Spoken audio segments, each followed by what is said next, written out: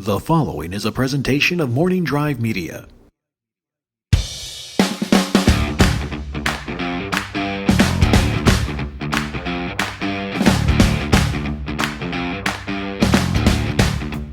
From the Napzok Files studios in Studio City, California, this is the Napzok Files podcast feed. I'm Ken Napzok for another edition of Life Rank. You know the show. It's pretty simple. A special guest comes in. We have a topic close to their heart. They bring me a list of 5 things to either support it. Maybe it's to go against it. It could be the worst. It could be the best. We will figure it out. And this week I have a returning guest. He was such a fun interview on the last time he was on for Life Rank, talking about the best indie comics out there, the top 5 best indie comics for you to read, and I wanted to bring it back. It is DJ Wooldridge back. Hello. How are you, sir? I'm doing well. I'm doing well. I'm happy to be back.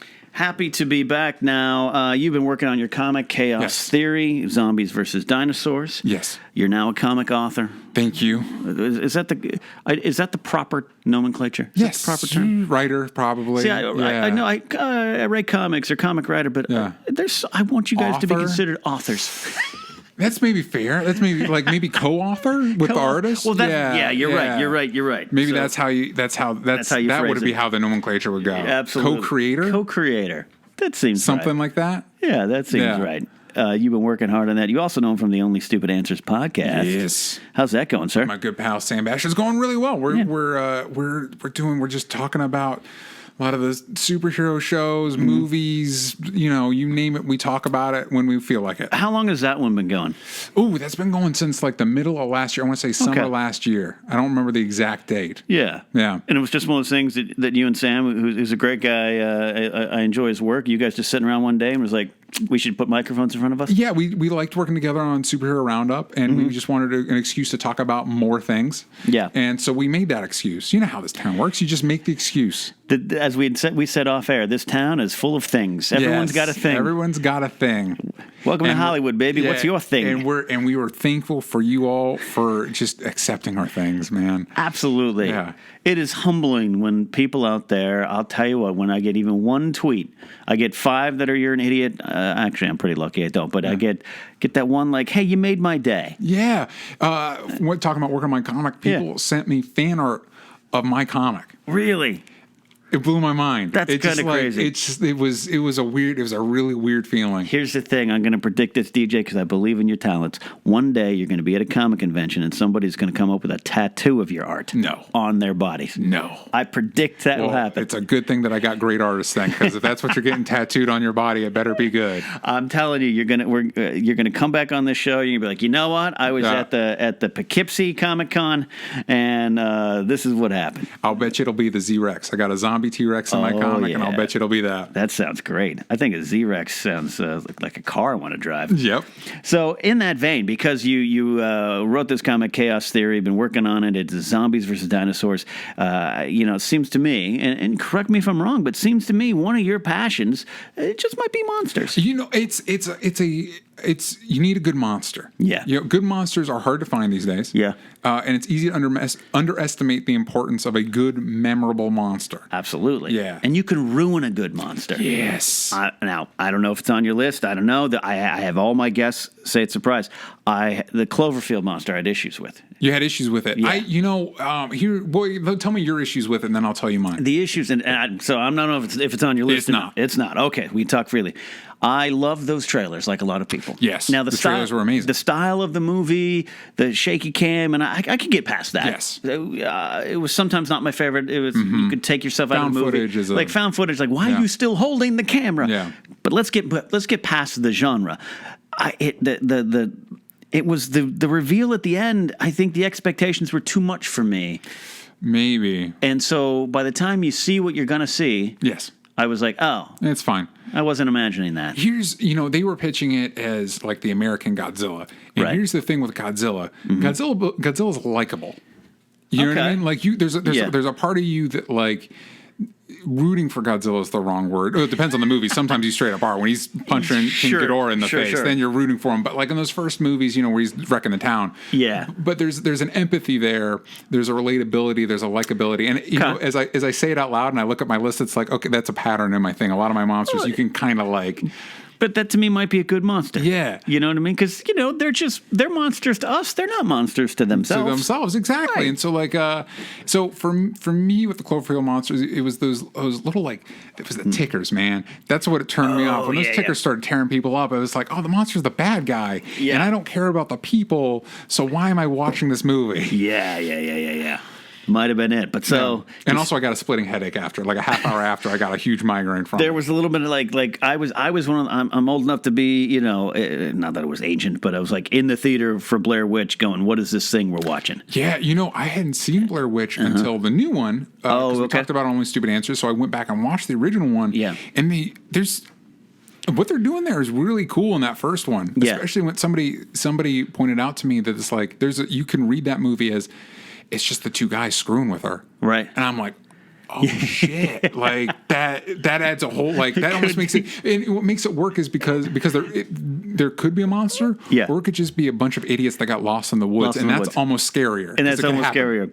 And I'm a fan of the movie, though. I did recently watch it, and it holds up to me as a concept. It holds up to me, but years later, there's some questions that pop up. In the first Blair Witch? In the first one, yeah. But I'm still a fan. But anyways, all that to say, we were talking about splitting headaches from found footage movies. Yes. That is not what we're talking about today.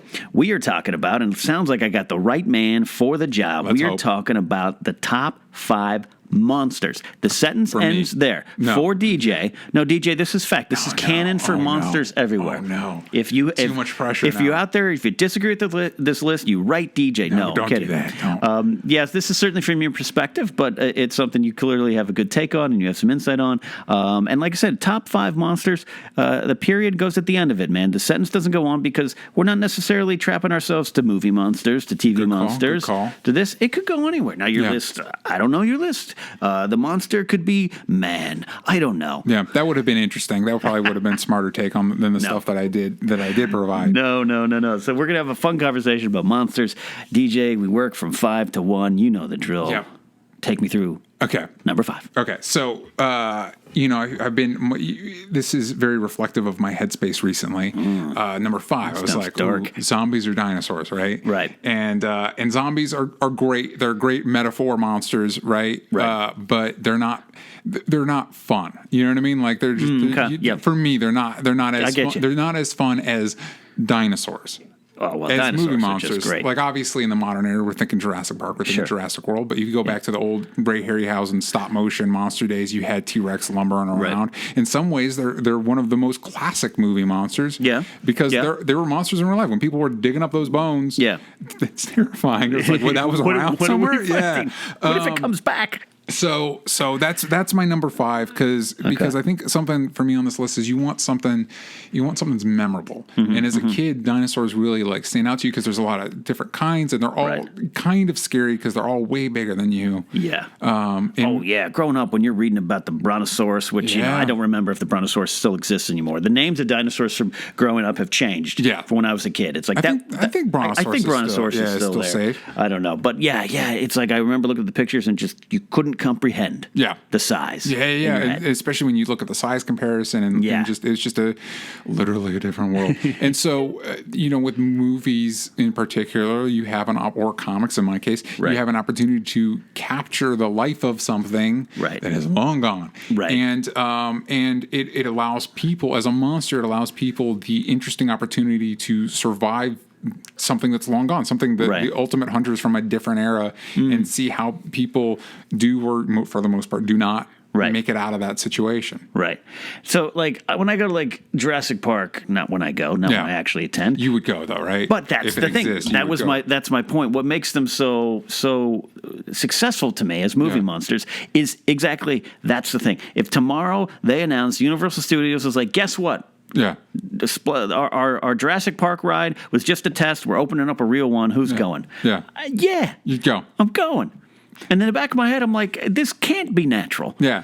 But I'm going to do it. But you're going to do it. You're going to run the risk because you got to see it. Yeah. You got to see the prehistoric animals, and the Ice Age animals are fascinating too. Yeah. You just want to see the bones give you such an imagination. I think that's the other thing. A good movie monster piques your imagination and allows for a lot of like going back to Jurassic Park, you got the dinosaur, the Dilophosaurus, I believe, with the frill neck, and raptors with their claw. There's a lot of variety. It stands because a lot of monsters in movies nowadays are just giant turds, basically. Sure. And it's and I'm not talking like, oh, they're bad. I'm talking about like they're just blobs of something, and that's not interesting. It's just generic, you know. Yeah. And but there's something so normal about a dinosaur in a way. You know what I mean? Like it is something that existed. So the concept of a T-Rex chasing you, even as it's like reality's chasing you. Yeah. If the old Flintstone cartoons were real and you lived with dinosaurs, would you be able to survive in that time? Right. Probably not. Probably not. Have you seen the movie Bone Tomahawk?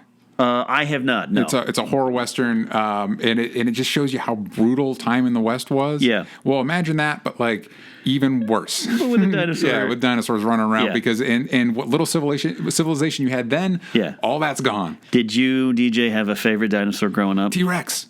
So your T-Rex, yeah, pretty much basic. Basic. I mean, raptors are cool. I was fascinated when they introduced the Carnotaurus, the kind of with the horns, the T-Rex with the horns, basically. Yeah. The predator. Why are the predator animals always so cool looking? It's like everyone likes bad boys. Everyone likes that T-Rex, yeah, man. Like so, mammals today, tigers are my thing. Yeah, dinosaurs, T-Rex. You like the T-Rex? That's like the Yankees of dinosaurs. Yeah, he's the top dog. I was partial to the Triceratops. Triceratops is cool because one, it won't eat you, but it has the horns and the shield. Like it's got the cool. Correct. I still wouldn't chance it though around the Triceratops. Yes, unless you think I'm a plant. But yeah, it was kind of. And it might be the Disneyland train when you go through the primeval world. Yeah. And I think that Triceratops there, and he's fighting the T-Rex and everything, and I felt bad for him. Yeah, you're like, hey man, you can spray, but you're smart to not to hedge your bets around it because hippos are more dangerous than crocodiles. So it's like you got to watch out for the ones that. Yeah, I don't care if a hippo wants to eat a plant. I'm not gonna poke it. Yeah. So dinosaurs. So between the two of us, we got the classics. Yeah. You know, I used to date a geologist and archaeologist, and she's big on the dinosaurs. She studied paleontology as well, and she had a long list of favorites. Wouldn't go for a lot of the classics. Yeah, because when I was researching the comic, I wanted to get some of the more esoteric ones. You want to mix in some of the classics, you want some of the esoteric ones, and there was like, oh man, I'm going to butcher the name. It's like a Therizinosaurus or something like that has these giant claws. Yeah, there's a lot of intimidating sources. Yeah, Trudons that are these little like. They're very tiny, but they're like land piranhas basically. Yeah. Land piranhas. If that's not terrible, again, monsters. I think that better be on your list. Yeah. So number 5 is classics, but a good classic, dinosaurs. Number 4. Number 4 is, and there's going to be a theme of Stan Winston designed monsters in this. Predator. From the Predator movies. I wouldn't even think about that. Yeah, I was not allowed to watch that movie when I was a young man. You had some restrictions too. But yes, I did. Yes, I did. That's why a lot of your Simpsons memorabilia is foreign to me because I was not allowed to watch Simpsons when I was a young man. But that's just good parenting, sir.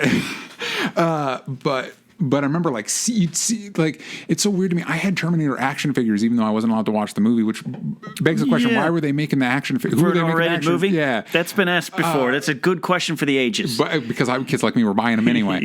But the design of the Predator just stuck with me through my whole life. It goes back to that idea, scary, threatening, but kind of badass. And if you had to be a monster, it's maybe that's what I'd want to be. You talk about the empathy. There is, maybe by Predator 2, I'm rooting for it. Yeah.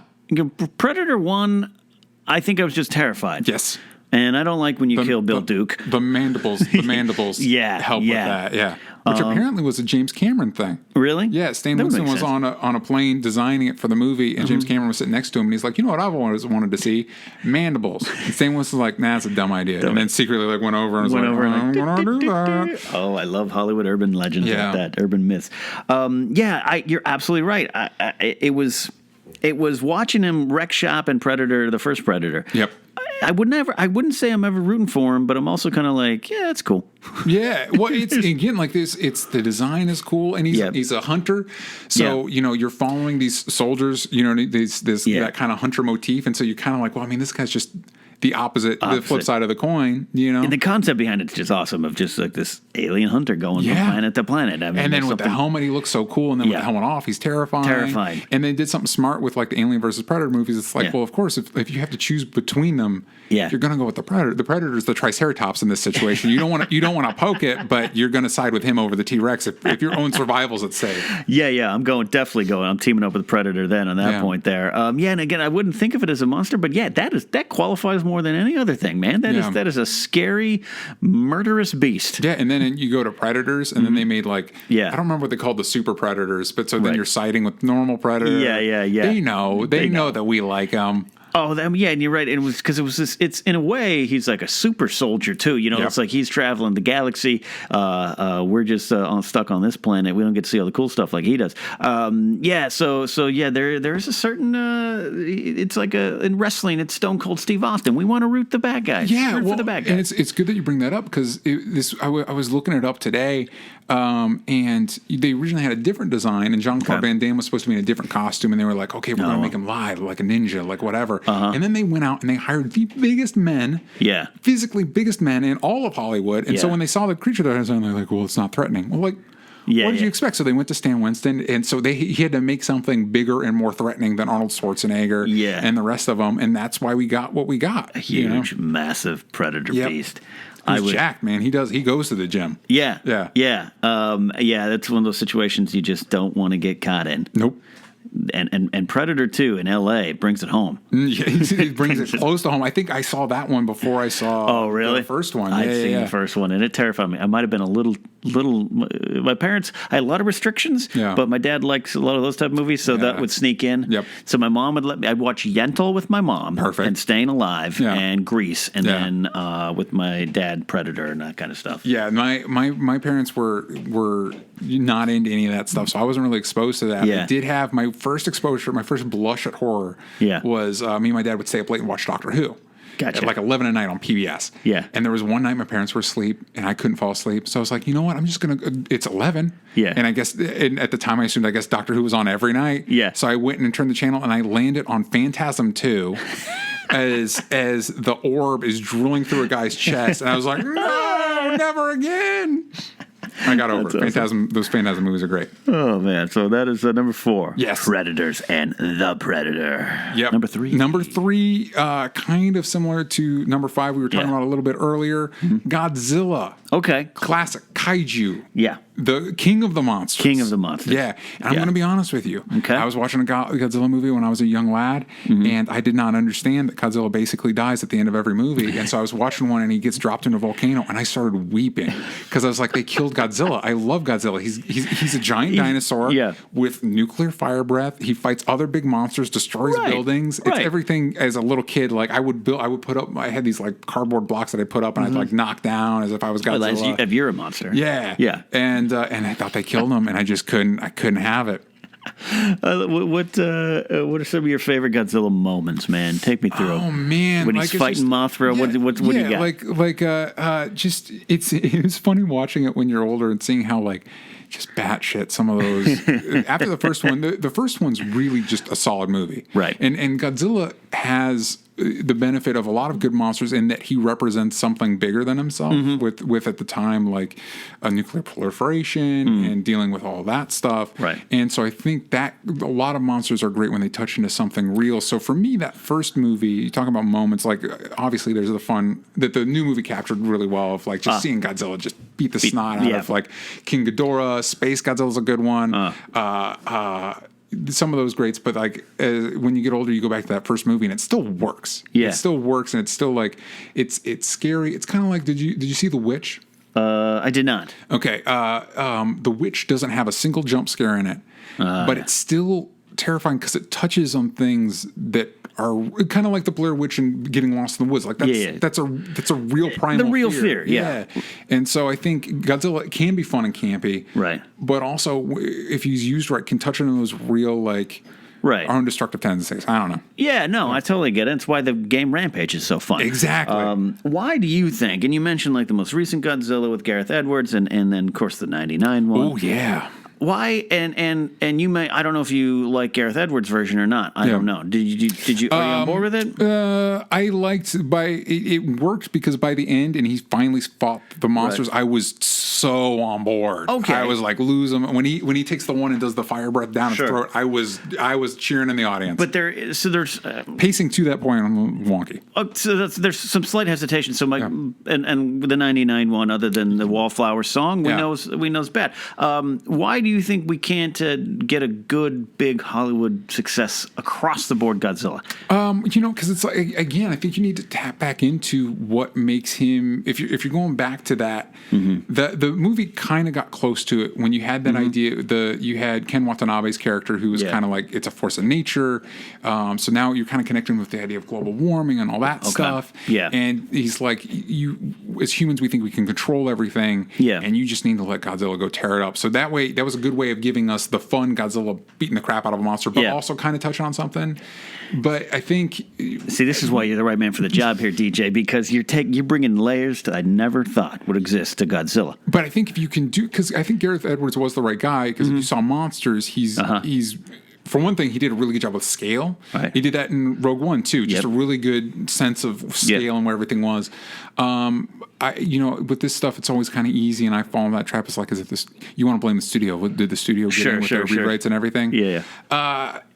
It's I guess trying to find that idea of not only connecting with him, and with a lot of monster movies, it's also making you care about the people. Yeah.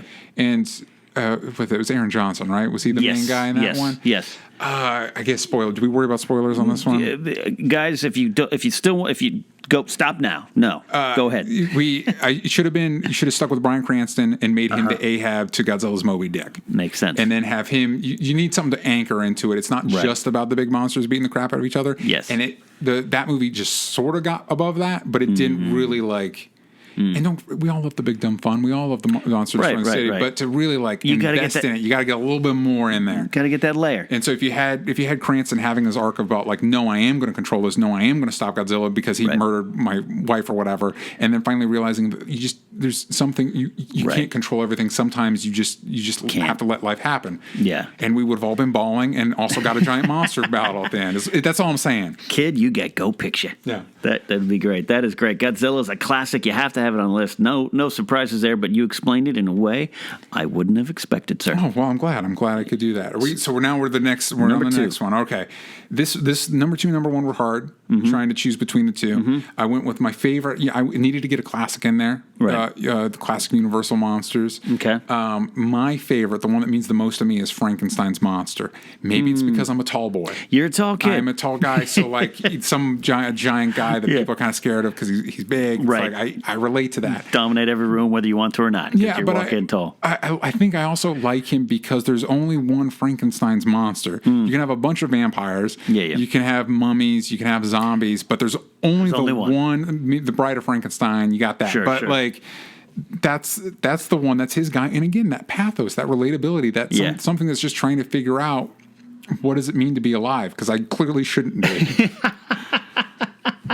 There's what am I thinking? I'm thinking of the movie about a boy, one of my favorite movies with Hugh Grant, and they actually there's when he's at one of his loneliest points, they cut to Frankenstein, talking about needing a friend. Yeah, exactly. I mean, he's that kind of classic, because like we were talking about earlier, you need to be able to see. They don't see themselves as a monster, right? And that's perhaps one of the the best of it. And he's just trying. Like, he didn't choose to be alive. Yeah, he didn't choose a situation, and he just doesn't understand.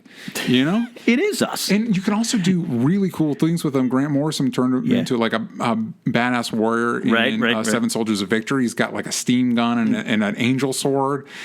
He's a very flexible character. Right. Phil Hartman turned him to a great SNL character. Exactly. You got it. So that's, for me, it's like, if you're going to choose one of the classic movie monsters, it's Frankenstein's monster. Did you see Penny Dreadful? I did not. I know some people who absolutely love that show. They did some cool stuff with that. What do they do without spoiling the plot? No, I can't spoil it. I can't spoil it. Okay. But I do recommend watching the first 2 episodes, because they do some interesting stuff. Interesting Frankenstein stuff. Yeah. When was the first time you connected with Frankenstein on another level? Was it just early on because you were tall young man? Yeah, I think it's like as a young kid, I had a fascination with the classic Universal monsters. Yeah, and me and my dad, the first one I watched was the Frankenstein. Okay. So you connected with that on a lot of levels. Also, not only was it the first one I watched, but it's a great movie. Like, you go back and watch some of those classics, like the original King Kong's fucking fantastic. I do like the original King.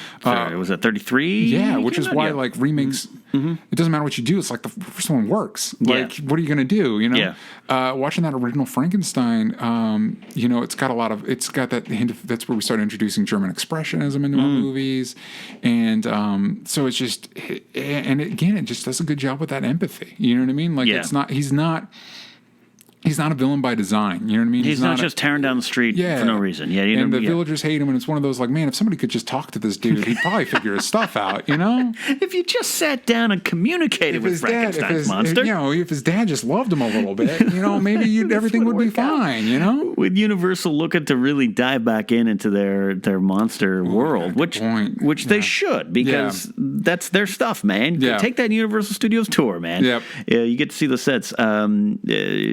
The prospect, I should say, of Frankenstein coming back scares you? Well, here's the thing. They should make those movies horror movies. They're making them big blockbuster superhero-y things. The Mummy one, which is kind of the first one back. Yeah, which makes sense because they had the success with the Mummy movies back in the day.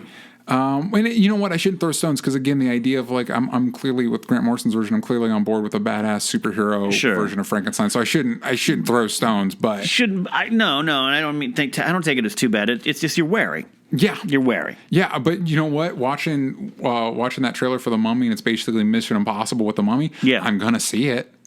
Look, I'm going to see it. I'm a Cruise fan to a point. I can't deny that, there's some things I'm on board. I'll see it because it's going to be stupid, fun, crazy stuff. Yeah, he's got that magnetism. It's like the flip side of like his movies are like the flip side of the Fast and Furious movies. It's like, I'm going to see it. I'm going to see it. He does some deep stuff. I'm a big fan of Collateral. Michael Mann going on there. Yeah, that's a great Cruise movie. Great stuff in there. But so you're right. So it's wary. Could Frankenstein be running down the street with a machine gun? We don't know. We don't know. And will that work? Because there is a version that I'm so on board with that. I guess it also kind of depends on who you get into it. Yeah. Who's directing it, the creative people behind it. Yeah. It's interesting as people are experimenting more with their like big crossover super universes. Yeah. They need to start, I feel like what makes Marvel work is they treat it like a TV show. Yeah. Like each new movie is a new episode of a TV show, and they've got Kevin Feige as their showrunner. Right. And so it's a good way to look at it. Yeah, you kind of need that if it's going to... whatever. We'll see what happens. We'll see what happens. We just, I love him, but I don't want to see like The Rock as Frankenstein's monster. Yeah. You know what I mean? Allow it to be a little bit scary. They're monsters. Allow it to be a little bit scary. Because that's what that is, and that's what this list is. So we've got number 5, dinosaurs. Number 4, Predator or Predators. There's a lot of Predators to choose from. Number 3, we got a classic Godzilla. 2, an even bigger classic, Frankenstein's monster. Well, not bigger than Godzilla, literally, but you know what I mean. But you notice the big guy, Predator, Godzilla, and Frankenstein's monster, and dinosaurs. I mean, there's a size thing going on. Yeah. It's size. Spiders, not on your list. Not on my list. But number 1, the number 1 monster, as told by DJ Wooldridge, who is the expert on monsters, and this list is permanent and on the record forever. You can look it up in the Library of Congress. Number 1 is The Thing. From John Carpenter's The Thing. Oh, yeah. Yeah, and which is weird because it's like I just threw shade at the blob monsters, and on some level, sort of-ish. But again, leave it to Stan Winston to make a blob monster work. And make Kurt Russell's hat work. I think I would put The Thing as I think my top horror movie of all time. Yeah. And so making The Thing the number 1 monster of all time because it's terrifying. It's terrifying. That movie I think I've seen once. Yeah. Once. Yeah. I've seen parts of it, but once as an adult. Yeah. And it got in my brain a little bit. Yeah, no pun intended. And that ending is just the exact right note to leave that movie on. But again, just the idea of something as terrifying as that, because when you see elements of it, it's something to behold. Yeah. But it could be anybody. Yeah. And And there's a point in that movie, I guess, again, spoilers for people that haven't seen it. Just go see it. Just go see it. Just go see The Thing. Stop, see The Thing, come back for the last 4 or 5 minutes of the show. It's John Carpenter and Kurt Russell. Why haven't you seen it? Yeah, right? I mean, come on. And Wilford Brimley. Yeah, but there's a scene, like, you go in, like, oh, Kurt Russell's the good guy. And about halfway through the movie, he leaves for a while and comes back, and you're like, he might be the thing. He might be the thing. It really gets to you, because at that point, there's nothing you can trust. You have no idea. That's a real world fear. Yeah. And it also, at the time, came out in the 80s, dealing with the panic of AIDS and all that stuff. It connects to that. So again, you're connecting to real world stuff. So deeper level stuff here. Yeah. And so it just, and also it's based on a classic black and white horror movie, The Thing That Came From Outer Space, which is very different. Okay. But the thing that came from outer space is basically a plant Frankenstein. It's exactly like Frankenstein, but it's a plant thing. Gotcha. So it's got a pedigree. But yeah, it's a perfect. It's a perfect movie, and I think it largely works because it has the perfect monster that really again dives into like innate fears. Innate fears. Now, do you at any point do you root for The Thing? I think this is the one on the list that no. It's pretty distinctively like, okay, so if this thing gets out, like it's the end of everybody. This is a heel to the end. To the end. There's no empathy, and I think it's a good use of that. It does, because making something truly alien to the point where you're like, oh man, you literally don't even know where its body begins and ends. Right. And there's just no way. You don't know how to take it out. You don't know how to take it down. Yeah. You can't. Yeah. The only thing you know is that animal instinct agenda that this thing is going to just spread if it gets past this Arctic base. Yeah. Did you see? I did not. But did you see the? It wasn't a remake. It was kind of a prequel. Cool. I saw parts of it. Yeah, it didn't capture it. No. It had no chance to capture it. No. You can't. It's just again like it's one of those. John Carpenter's best is hard to beat. Yeah. And that's his best. It's hard to say enough positive things about The Thing. It is. I'm telling you, kids. Even it's the a poster. scary one. Yeah, the poster's perfect. Everything about it. The cold Arctic setting, which is a foreign land, but it's on our Earth, and it's unfamiliar but familiar, and yeah, it's so good. And Kurt Russell, come on, man. Yep, he's the best. He's a champ, man. He is. Man. I love the resurgence of Kurt Russell we've been getting. Yeah, you know what? Yeah, you're absolutely right, and I think that everyone's on board. I love when actors come back. I'm a Michael Keaton guy, and I like that he's come back. But Kurt Russell, because in a way, for me, he was one of those guys that never left, because I'm such a fan of Tombstone.